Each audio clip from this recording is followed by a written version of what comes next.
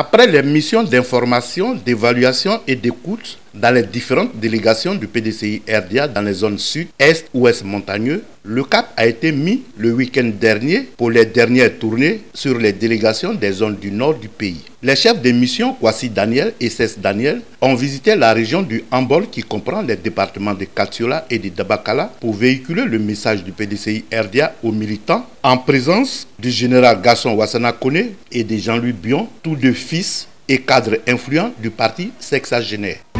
Ce que nous retenons, c'est que Katiola est prêt pour le président pour qu'il soit le président du parti lors du 13e congrès, mais pour qu'aux prochaines élections présidentielles, le président Henri Konan Bédié soit le candidat du PDCI. C'est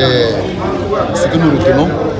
de notre visite à Katiola. Ce sont les permanences du PDCI RDA à Katiola et à Dabakala qui ont servi de cadre d'échange avec les militants du plus vieux parti de Côte d'Ivoire. Avant de présenter la matrice des séances de travail et d'échange avec les militants, les envoyés du PDCI RDA à Katiola et à Dabakala ont signifié que l'objectif de cette émission est de permettre au PDCI RDA de se réorganiser et d'affûter ses armes en vue des échéances électorales de 2023 et de 2025. Créé en 1946, il y a 76 ans aujourd'hui,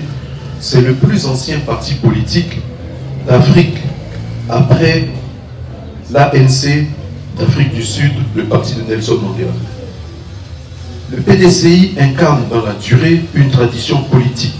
celle du nationalisme ivoirien et du développement dans la paix et l'unité. Pour finir, notons que les cadres du PDCI RDA de cette région, à savoir le général Gaston Ouassana Koné et Jean-Louis Bion, ont pour leur part rassuré les émissaires du parti sexagénaire sur le fait que les militants du PDCI RDA du Hambol sont prêts pour faire triompher le parti dans la région nord du pays.